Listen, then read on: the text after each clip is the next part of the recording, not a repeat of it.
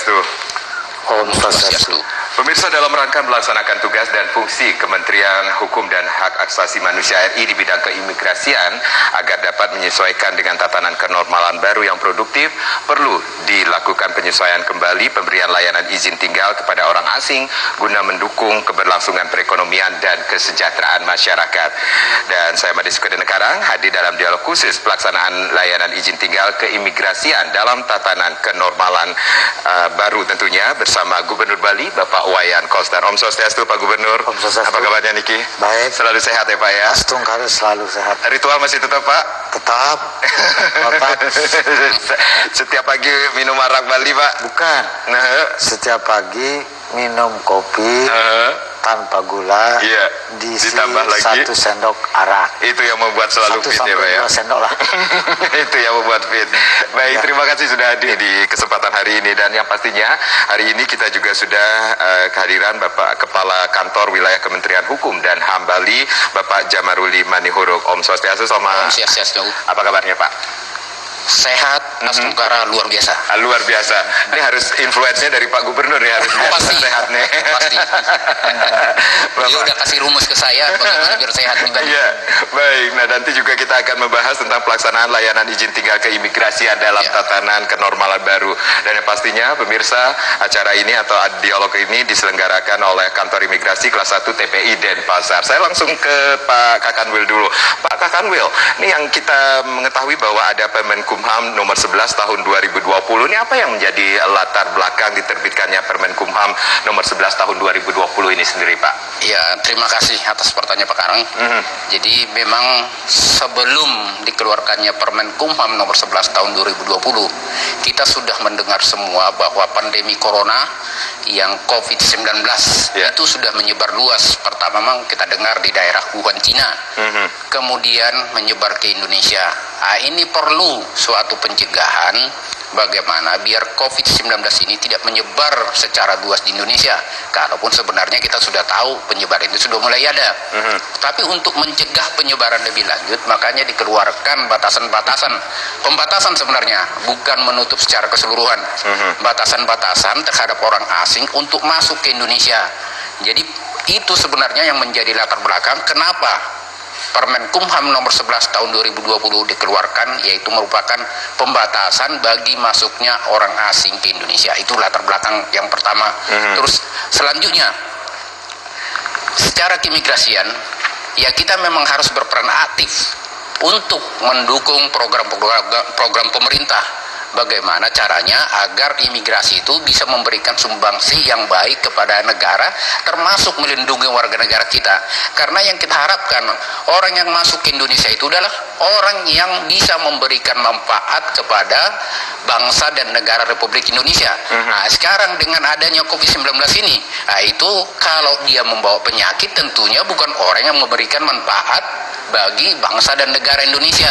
Nah, inilah yang melatar belakangi terbitnya Permenkumham nomor 11 tahun 2020. Seperti itu. Baik, dengan alasan demikian diterbitkannya Permenkumham nomor 11 tahun 2020 ini sendiri. Tetapi dalam pelaksanaannya tentunya banyak sekali masalah-masalah yang dihadapi terhadap terbitnya Permenkumham nomor 11 tahun 2020 ini sendiri. Kendala-kendala apa saja yang ditemui di lapangan ini kita, Pak? Ya, betul. Memang dengan terbitnya Permenkumham nomor 11 tahun 2020, pembatasan-pembatasan tadi sekaligus juga membatasi orang asing yang ada di Indonesia.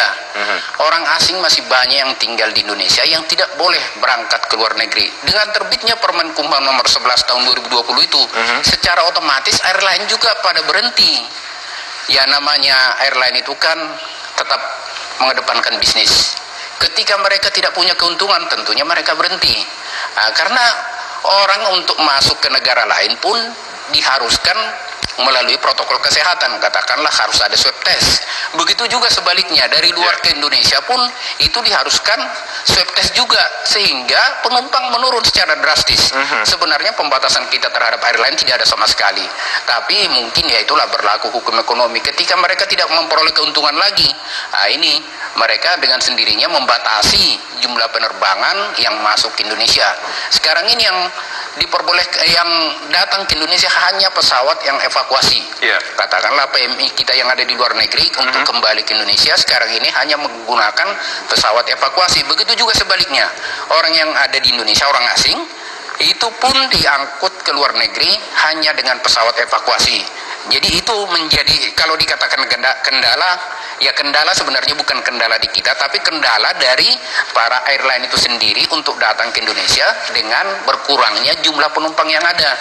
Kalau di imigrasi sendiri, kendala sekarang ini bertambahnya permasalahan-permasalahan yang muncul, yaitu masalah sosial. Katakanlah kalau tadinya pelanggaran keimigrasian, sekarang yang menjadi masalah adalah contohnya ketika kami harus memulangkan orang Suriah mengadakan kegiatan yoga. Itu mengumpulkan sekelompok masyarakat berjumlah sekitar 60 orang lebih. Nah, ini kan sudah menyalahi aturan yang sudah dikeluarkan oleh pemerintah, yaitu yang ada di sana pembatasan sosial dan juga pembatasan secara fisik. Nah, ini dua-duanya sudah dilanggar dan itu sudah declare oleh pemerintah bahwa itu merupakan bencana nasional non alam. Nah, dengan sendirinya kita punya dasar untuk mengembalikan dia berdasarkan peraturan keimigrasian, yaitu yang membahayakan masyarakat atau patut diduga membahayakan. Di pasal 75 Undang-Undang Nomor 6 Tahun 2011 tentang keimigrasian itu secara tegas dikatakan yang membahayakan atau patut diduga membahayakan. Ketika keadaan tersebut terjadi, ya memang patut kita duga membahayakan karena sudah ada pengumuman dari pemerintah bahwa pandemi ini sudah bencana nasional. Nah, itulah yang beberapa kendala yang kita hadapi sekarang ini, termasuk tempoh hari ada di Singaraja, yaitu mungkin orangnya sudah kehabisan uang, akhirnya pergi ke Satpol PP, diserahkan ke imigrasi. Ada juga seperti baru-baru ini pun ada di Ngurah Rai, menggelandang, akhirnya diambil oleh Satpol PP, diserahkan ke imigrasi Ngurah Rai. Nah, ini kendala-kendala seperti ini yang muncul dari pembatasan-pembatasan tadi, akhirnya muncul seperti ini. Yang mungkin tadinya rencana hanya 2 bulan di sini, tapi dengan tidak adanya penerbangan ke luar negeri, mereka kehabisan biaya mungkin, sehingga ini menjadi kendala sosial sebenarnya yang muncul. Dan itu bisa diatasi? Sampai sekarang ini tidak terlalu banyak sebenarnya. Itu bisa diatasi. Baik, Pak Kakanwil, Pak Gubernur, kita rehat sejenak. Pemirsa jangan kemana-mana, kami akan kembali, tapi tentunya setelah yang berikut ini.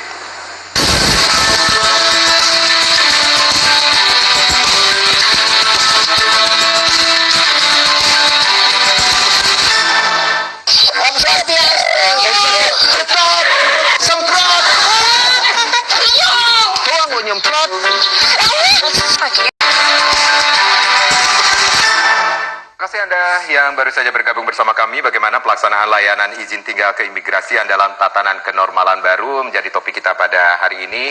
Masih bersama Gubernur Bali Bapak Wayan Koster, dan ya pastinya hari ini juga ada Kakanwil Kementerian Hukum dan HAM Provinsi Bali tentunya. Saya ke Pak Kakanwil sekali lagi. Bapak, ini kita mengetahui juga tentang adanya layanan izin tinggal keimigrasian dalam tatanan kenormalan baru. Nah, bagaimana ini sebenarnya penerapan surat edaran Dirjen Imigrasi per tanggal 10 Juli itu sendiri, Pak? Ya, pelayanan keimigrasian sampai sekarang ini boleh dikatakan memang ada beberapa perubahan-perubahan menyesuaikan dengan pandemi Corona 19 ini. Tempoh hari ketika dikeluarkan Permen Nomor 11 Tahun 2020 tersebut, orang asing di Indonesia kita bebaskan perpanjangan izin tinggalnya diberikan secara otomatis. Tidak perlu datang ke kantor imigrasi dan tidak ada peneraan apapun di paspor mereka. Sehingga boleh dikatakan mereka sama sekali tidak ada yang overstay atau melanggar ketentuan keimigrasian. Nah, itu berlanjut sampai tanggal 10 Juli yang lalu, keluar lagi surat edaran yang dikeluarkan oleh Direktorat Jenderal Imigrasi. Dalam surat edaran yang baru memang sempat di sana ada suatu klausula yang mengharuskan sebagian orang yang tidak bisa diperpanjang diharuskan meninggalkan wilayah Indonesia. Sehingga ini sempat menjadi polemik di masyarakat. Bahkan Pak Gubernur sendiri sempat memanggil saya. Saya sampaikan sebenarnya itu bisa kita atasi. Akhirnya ada suatu penegasan dari surat edaran tersebut keluar tanggal 22 Juli 2020 ini. Orang asing bisa tetap berada di Indonesia, tapi dengan syarat mengajukan telex visa ke Jakarta. Nah, nanti hasil telex visa tersebut dikembalikan ke kita, memberikan persetujuan untuk diberikan perpanjangan. Sehingga sebenarnya orang asing tersebut tidak perlu resah atau khawatir bahwa mereka akan ilegal atau tidak bisa kembali ke negaranya. Kita harus maklumi juga, ya memang airline belum semuanya, belum sepenuhnya pulih. Sehingga mau pulang ke negaranya pun tidak mudah. Ada sebagian tertentu yang membuka penerbangan, tapi tidak banyak. Saya pernah sampaikan informasi ke masyarakat melalui media yang ada di Bali ini, bahwa jumlah orang asing yang masih berada di Bali itu sekitar 7.000 orang. Nah, yang 7.000 orang ini kita harus pikirkan juga. Bukan hanya 7.000 orang ini sebenarnya yang harus kita pikirkan. Tapi kita perlu berpikir lebih jauh bahwa warga negara Indonesia juga ada di luar negeri. Kita harus memberikan perlindungan kepada warga negara kita yang ada di luar negeri. Yang namanya hubungan antar dua negara, hubungan diplomatik. Ya, kita harus berpikir bahwa hubungan ini umumnya timbal balik. Kalau kita menyusahkan warga negara orang lain di sini, warga negara asing, mereka bisa juga melakukan hal yang sama. Nah, ini kita harus kita pikirkan, sehingga usulan dari Pak Gubernur saat itu ya sangat saya hargai. Ya, terima kasih Pak Gubernur. Usulan yang sangat baik menurut saya. Akhirnya kita akomodasi agar bagaimana orang-orang asing yang tadinya harus keluar dari wilayah Indonesia dan bahkan harus dikenakan tindakan administratif keimigrasian, katakanlah di blacklist, sehingga orang ini dalam tempo 6 bulan ke depan tidak akan pernah bisa kembali ke Indonesia. Padahal mereka ini sebenarnya bukan hanya kemauan mereka untuk tinggal di Indonesia secara, katakanlah kalau diilegalkan, bisa dikatakan ilegal, kalau memang harus keluar tidak bisa keluar. Itu bukan hanya kemauan mereka, tapi keadaan yang memaksa. Nah, dengan keadaan yang memaksa ini, kita harus memaklumi keberadaan mereka memang tidak bisa keluar pada saat itu. Jangan lagi kita tambah permasalahan baru, memaksa mereka keluar, sehingga seandainya di antara mereka ini ada pelaku bisnis, pelaku usaha yang memang benar-benar bekerja, yang menguntungkan buat pemerintah Provinsi Bali. Ini bagaimana untuk pulang ke Indonesia, bagaimana kelangsungan usahanya? Nah, itu nanti gulung tikar semua. Nah, itu yang harus kita pikirkan juga. Begitu juga dengan warga kita di luar negeri. Harus kita pikirkan, jangan juga sampai warga kita dari sana diusir juga untuk dipaksa pulang ke Indonesia. Itu sebenarnya yang dilakukan dengan surat edaran yang tahun 2020 ya per tanggal 10 dan 22. Tanggal 22 itu penegasan dari surat edaran tersebut. Jadi ada ruang lingkup dari SA tersebut ya Bapak ya? Iya, kalau ruang lingkup pertamanya ada berbagai izin keimigrasian, izin tinggal terbatas, izin tinggal tetap, dan juga izin kunjungan. Izin kunjungan ini masih terbagi lagi. Ada yang memperoleh visa di luar negeri yang memang boleh kita perpanjang di sini. Tapi ada juga izin kunjungan yang diberikan kepada mereka yang bebas visa kunjungan, tanpa visa datang ke Indonesia. Nah, mereka-mereka inilah yang tadinya sempat tidak bisa kembali ke Indonesia untuk waktu 6 bulan seandainya mereka dikenakan tindakan administrasi keimigrasian berupa tangkal. Jadi ada cegah tanggal, cegah bagi orang Indonesia akan keluar, tangkal bagi orang yang sudah keluar untuk kembali ke Indonesia itu dilarang. Nah, ini paling tidak 6 bulan ke depan mereka tidak bisa kembali ke Indonesia kalau dikenakan tindakan tersebut. Baik, pemerintah Provinsi Bali pun sudah menerapkan protokol tatanan kehidupan era baru yang secara bertahap, yang dimulai dari tanggal 9 Juli yang lalu.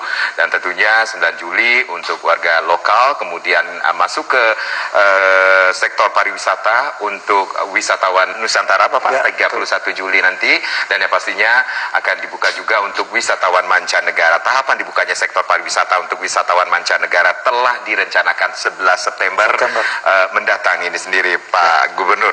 Bagaimana kebijakan, kalau kita berbicara tentang kebijakan kepariwisataan pemerintah Provinsi Bali pada protokol tatanan kehidupan era baru ini sendiri Pak? Pertama, tentu pemerintah Provinsi Bali bersama pemerintah kabupaten kota di Provinsi Bali ini harus betul-betul bisa bekerja dengan baik untuk penanganan COVID-19. Sesuai dengan arahan Bapak Presiden terakhir pada saat rakor gubernur seluruh Indonesia tanggal 15 Juli yang lalu, Bapak Presiden memberikan arahan agar penanganan COVID-19 itu dilakukan dengan semakin baik, dengan target adalah menurunkan munculnya kasus baru. Yang kedua, meningkatkan angka kesembuhan. Dan yang ketiga, mengendalikan angka kematian. Nah, jadi ini 3 indikator yang diberikan arahan oleh Bapak Presiden, dan sebenarnya ketiga indikator ini menjadi bagian daripada penanganan COVID-19 yang saya tangani di Provinsi Bali dan saya kelola dengan baik bersama Kabupaten Kota se-Bali, serta anggota gugus tugas baik dari Polda maupun juga dari TNI serta Kejaksaan Tinggi. Oke. Nah, dari hasil penanganan tersebut memang saat ini sudah makin baik penanganan COVID-19 di Provinsi Bali, sehingga sampai pada tanggal 26 Juli kemarin itu jumlah kasus kumulatif di Provinsi Bali sudah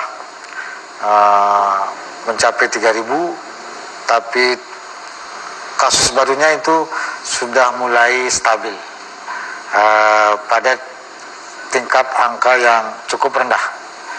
Jadi sudah kadang 60, kadang 50, kadang 40, balik lagi ke 60, kisaran-kisaran itu. Jadi artinya sudah makin stabil dan cenderung menurun. Kemudian yang menggembirakan adalah angka kesembuhannya semakin naik, sudah tinggi. Dalam beberapa minggu ini angka kesembuhannya selalu lebih tinggi daripada angka kasus munculnya COVID-19, sehingga tingkat kesembuhan sampai kemarin itu sudah cukup tinggi, yaitu sudah mencapai 78,8. Ya, katakanlah sudah kalau dibulatkan itu 79%. Nah, jadi ini angkanya tinggi, tertinggi nomor 2 di Indonesia, Bali ini, setelah Sumatera Barat. Dan tingkat kematiannya itu rendah, asungkari rendah. Dan kita berharap agar tidak ada peningkatan. Persentasenya adalah 1,58% atau sekitar 48 orang yang meninggal. Nah, ini yang menjadi satu indikator kemajuan. Nah, hanya perlu saya menyampaikan bahwa kasus baru yang muncul ini adalah 80% orang tanpa gejala, orang yang sehat. Itu 80% lebih adalah orang-orang yang sehat. Sehingga yang positif ini sebagian besar itu di tempat karantina, bukan di rumah sakit. Nah, yang di rumah sakit sekarang sudah menurun terus. Sampai kemarin itu yang di rumah sakit sekitar 213, kemudian yang di karantina itu sekitar 230-an, dan ada lagi isolasi mandiri juga 200-an gitu. Jadi sudah sangat bagus. Inilah yang akan terus kita tangani, dan saya setiap hari memantau perkembangan COVID-19 di Provinsi Bali. Kasus baru ada berapa, dari kabupaten mana saja, kategorinya dia orang sehat apa tidak sehat, sehingga kita bisa melakukan treatment dalam penanganan COVID-19 untuk kasus-kasus yang baru ini. Dan kita memang melihat tren yang bagus. Kalau sekarang muncul kasus baru orang tanpa gejala, itu memang karena Bali ini sangat aktif melakukan tracing bagi orang-orang yang bersentuhan dengan orang yang terkena kasus COVID-19. Yeah. Sehingga kita kejar terus, ya karena kita ngejar terus, ada aja dapatnya, kasus yang baru. Dapatnya, Okay. ya. Tapi kan itu bagus. Jadi suasana di masyarakat itu makin sehat, makin nyaman untuk masyarakat Bali maupun juga nyaman untuk masyarakat pendatang di Provinsi Bali ini dari berbagai daerah. Nah, ini tengah saya kelola dengan intensif bersama Kabupaten Kota Sebali.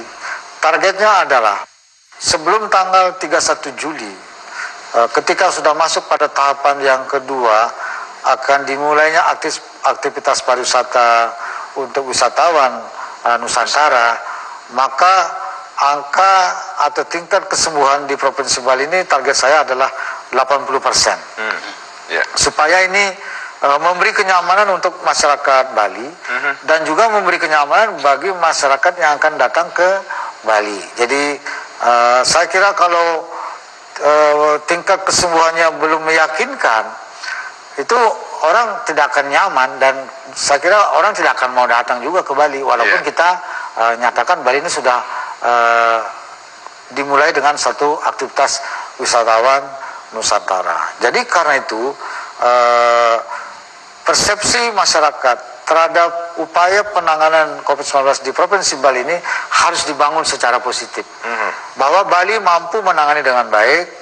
Pertama adalah menurunkan kasus baru, meningkatkan tingkat kesembuhan dan mengendalikan angka kematian, dan kemudian lagi adalah memberi pelayanan kepada masyarakat dalam bentuk rapid test, uji swab berbasis PCR yang telah kita laksanakan di beberapa rumah sakit, dan sekarang ini kita sudah memiliki 13 mesin unit uji swab berbasis PCR yang tersebar di beberapa rumah sakit dan juga laboratorium kesehatan milik Provinsi Bali, sehingga kita bisa memproses 2000-an sampel setiap hari untuk uji swab berbasis PCR. Tetapi sekarang kan menurun ininya, sampel barunya ini menurun, terus dia menurun. Kemarin itu sudah pertama kali di bawah 600 sampel yang diuji.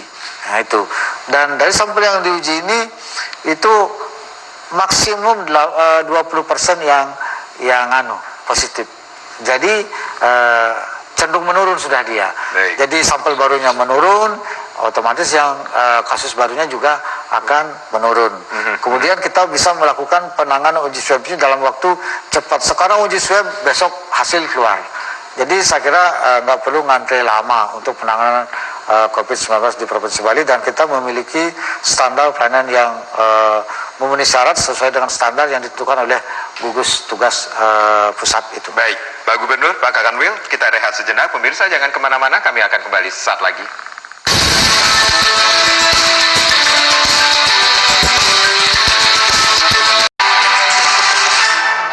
Ya, kita kembali lagi dalam dialog khusus pelaksanaan layanan izin tinggal keimigrasian dalam tatanan kenormalan baru. Masih bersama Bapak Gubernur Bali, Bapak Wayan Koster, dan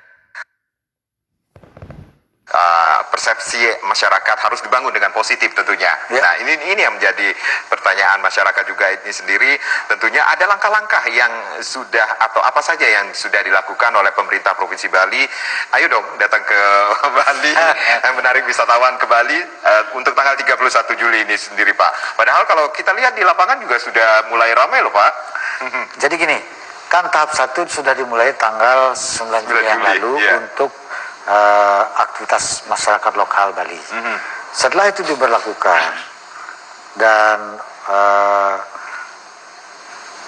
kita terapkan surat edaran Gubernur Bali nomor 3355 tahun 2020 tentang penerapan protokol tatanan kehidupan Bali era baru, itu sudah memberikan image yang bagus di masyarakat. Termasuk juga rupanya di luar Bali. Ini bisa kita lihat dari banyaknya mulai penerbangan yang datang ke Bali. Sudah bertambah sekarang. Ya. Iya, dari berbagai airline. Jadi sudah bertambah dia. Sekarang itu saya mendapat informasi sudah mencapai 3.000 orang yang datang ke Bali. Oke. Ya.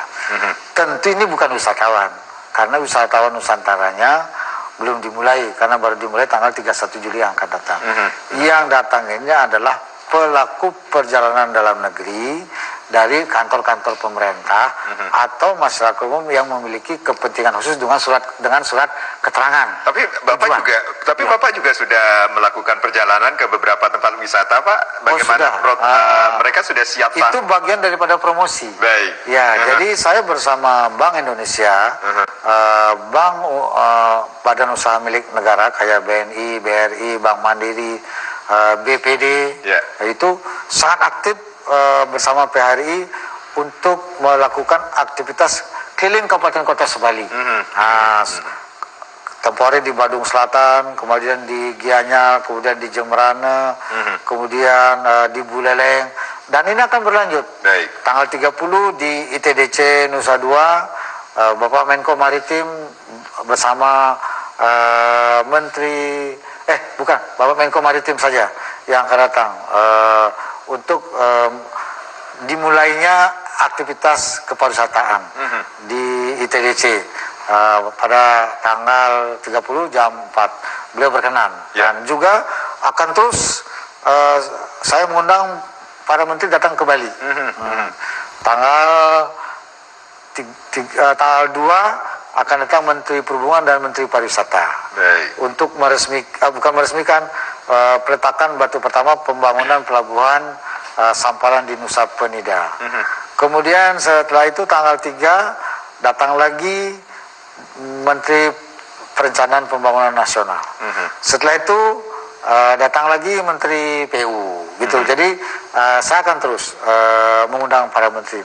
Dan kemudian juga saya akan bersurat secara resmi kepada para menteri agar dalam konteks pemulihan perekonomian masyarakat Bali ini, karena begitu terdampak dari COVID-19 terutama bagi pariwisata, Bali paling anjlok dibandingkan dengan daerah yang lain. Saya kira wajar karena memang ini ketergantungan sangat tinggi dari pariwisata. Jadi karena itu saya akan meminta agar para menteri itu melakukan kegiatan rapat atau kegiatan-kegiatan lain kementeriannya internal maupun juga eksternalnya itu di Provinsi Bali. Seperti yang pernah dilakukan oleh Ibu Megawati Soekarno Putri ketika menjadi presiden. Saat itu ada bom Bali 1, itu untuk pemulihannya beliau itu menginstruksikan kementerian dan lembaga itu mengadakan kegiatan rapat-rapat di Bali dan memperpanjang rapatnya sampai weekend di Bali selama 2-3 hari. Kan itu bagus itu. Nah, itu akan saya tempuh juga, dan saya kemarin sudah berbicara dengan Menteri Perencanaan Pembangunan Nasional supaya pola itu dilakukan di Bali, dan ini akan saya lakukan dengan intensif setelah dimulai berlaku tanggal 31 Juli yang akan datang. Nah, karena itu maka tugas utama saya adalah betul-betul meyakinkan ini bahwa penanganan COVID-19 di Provinsi Bali itu berjalan dengan baik. Nah, maka targetnya adalah tingkat kesembuhan itu minimum 80%. Nah, kalau kemarin itu sudah hampir 79%, 78,8%, ya, saya kira hari ini sudah lebih dari 79%. Nah, besok 28, mudah-mudahan ya itu sudah 80. Menjelang ke tanggal 31 saya kira lebih dari 80. Jadi keyakinan Bapak sangat dapat 80 minimum itu dapat, hitungan saya dapat. Nah, sehingga ini kan artinya apa? Publik melihat wah, Bali udah nyaman nih gitu. Sudah ada surat edaran gubernur yang mewajibkan masyarakat pakai masker, social distancing atau jaga jarak, kemudian juga selalu cuci tangan. Kemudian juga pelaku usaha pariwisata diwajibkan untuk menerapkan protokol tatanan kehidupan Bali era baru yang siap diberikan sertifikat yang tidak siap tidak boleh beraktivitas. Jadi yang boleh beraktivitas hanya yang memiliki sertifikat saja yang sudah dilakukan secara self-assessment oleh Dinas Pariwisata Provinsi dan Kabupaten Kota sebalik. Kan jadi bagus. Nah, begitu juga di semua pintu masuk sudah kita lakukan. Sehingga dengan demikian saya kira Asungkare tanggal 31 Juli ini akan berjalan dengan baik dan kita berharap akan berjalan terus dengan lancar. Mudah-mudahan tidak muncul kekhawatiran munculnya COVID-19 gelombang kedua. Kita memohon kepada Ide Betara-Betari di Bali ini itu tidak terjadi. Sehingga sekali melangkah itu terus jangan sampai mundur gitu. Itu yang sebenarnya saya jalankan di itu langkah-langkah yang dilakukan oleh pemerintah Provinsi Bali dalam menarik wisatawan nantinya ya. Sudah ada banyak sekali rencana atau dan juga termasuk persyaratan bagi pelaku perjalanan dalam negeri dan juga wisatawan Nusantara dari berbagai daerah yang akan datang ke Indonesia, ke Provinsi Bali ini itu harus memberi surat keterangan non-reaktif rapid test. Nah itu walaupun ada yang protes kemarin, tapi ini adalah kebijakan resmi negara yang diberlakukan oleh Gugus dengan surat edaran nomor 7 dan nomor 9 dari Gugus Tugas Nasional dan juga oleh Kementerian Perhubungan berkaitan dengan transportasi darat, laut dan udara. Itu memang pelaku perjalanan dalam negeri itu minimum dengan hasil non-reaktif rapid test. Jadi bukan hanya Provinsi Bali melakukan itu, di seluruh Indonesia bahkan dunia itu dengan uji swab berbasis PCR. Jadi langkah-langkah yang dilakukan oleh Bapak selaku pengambil kebijakan ini sendiri dalam menarik wisatawan untuk berkunjung ke Bali tanpa mengindahkan protokol kesehatan dalam harus tertib. Kalau tidak saya kira itu akan timbul masalah. Itu berbahaya. Berbicara tentang masalah ini, seperti kata Pak Kakanwil ini ada 7.000-an warga negara asing masih berada di Bali ini sendiri. Nah, bagaimana antisipasi pemerintah Provinsi Bali, Pak, dalam menghadapi kendala yang timbul akibat keberadaan orang asing pada masa pandemi COVID-19 ini, Pak? Begini, sekarang kan semua negara melarang warganya keluar dari negaranya, pergi dari negaranya, sehingga transportasinya itu tidak ada. Jadi penerbangan antar negara itu hampir tidak ada kecuali karena tugas tertentu. Nah, karena itu bagi wisatawan yang saat ini masih ada di Bali, kalau dia mau balik, ya nggak mungkin. Nggak mungkin sudah.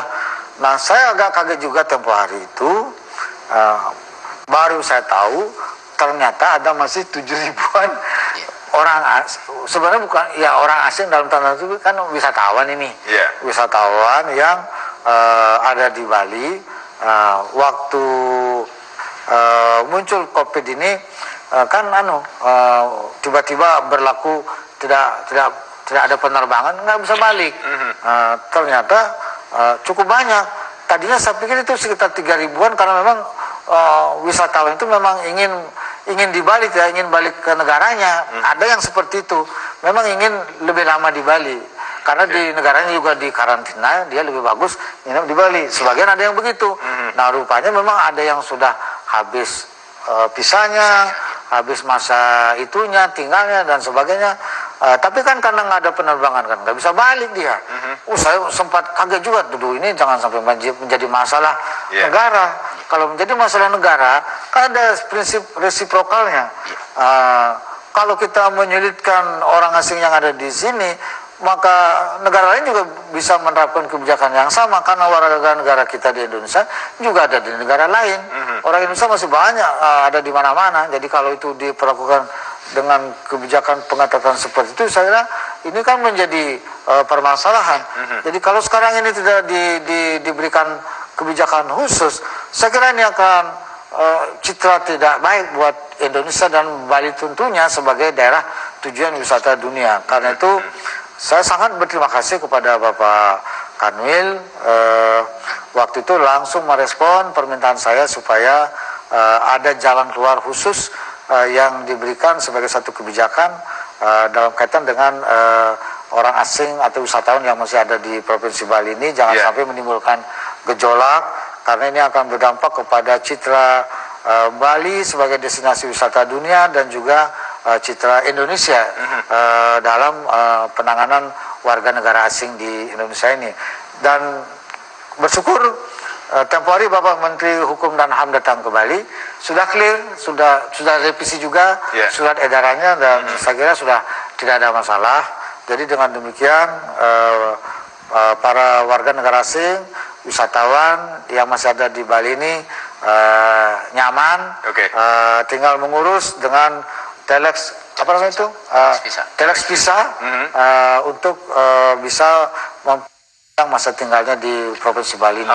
Saya terima kasih sama Bapak Kanwil ini sudah cepat sekali bertindaknya, sehingga ini menjadi jalan keluar. Dan begitu saya dapat dari Bapak Kanwil mengenai perubahan surat edarannya itu, saya langsung share ke semua jaringan saya. Wah, lega. Baik. Nah, ini kalau kita melihat ini dari apa yang Bapak Gubernur sampaikan tadi, berarti Pak Gubernur tak pernah menahan wisatawan mancanegara datang ke Bali dong Pak ya, tanggal yang akan dibuka 11 September nanti ya Pak ya? Nggak ada.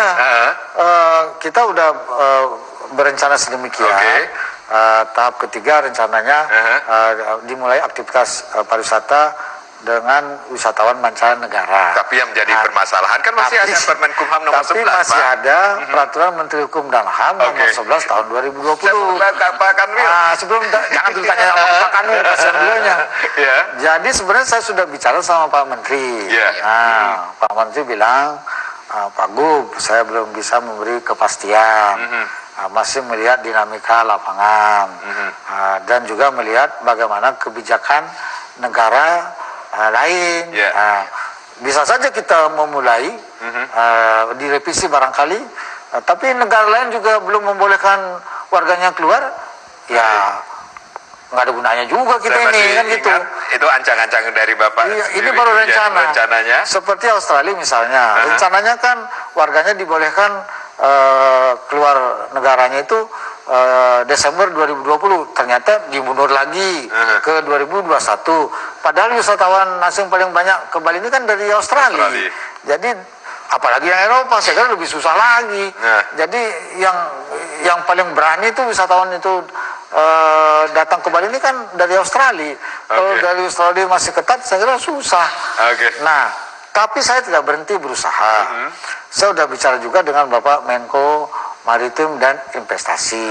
Nah, beliau menjawabnya tidak dalam konteks merubah Peraturan Menteri Hukum dan HAM nomor 11 2020. Tapi beliau sedang mengupayakan lobby dua negara sampai 3 negara untuk bisa mulai kunjungan, dibolehkan warganya untuk berkunjung ke Indonesia dan Provinsi Bali khususnya. Tapi ini kan lobby, belum juga berhasil, nggak tahu kapan ini kan gitu. Beliau akan datang tanggal 30, nanti saya akan ngomong gimana kan gitu. Ini ada lobby-lobby lagi ini. Berarti belum pasti dong Pak Kanwil, ini Permen Kumham nomor 11 tahun 2020 akan dicabut sebelum tanggal 11 September? Seperti yang dikatakan Pak Gubernur tadi, sebenarnya kita pertama membangun optimisme dulu. Dari angka-angka yang disebutkan Pak Gubernur tadi kan banyak angka-angka yang sudah positif sebenarnya. Ya tapi kembali lagi kalau memang bagus bukan positif. Positif angka peningkatan orang yang sembuh kan itu tadi angka positifnya, dan pengendalian angka kematian. Jadi kalau dilihat dari angka tersebut, ya seharusnya orang asing juga harus optimis bisa masuk ke Indonesia. Tapi kembali lagi bahwa kedatangan orang asing ke Indonesia tidak hanya karena Permen Kumham nomor 11 itu, tapi terkait juga dengan kondisi di negaranya.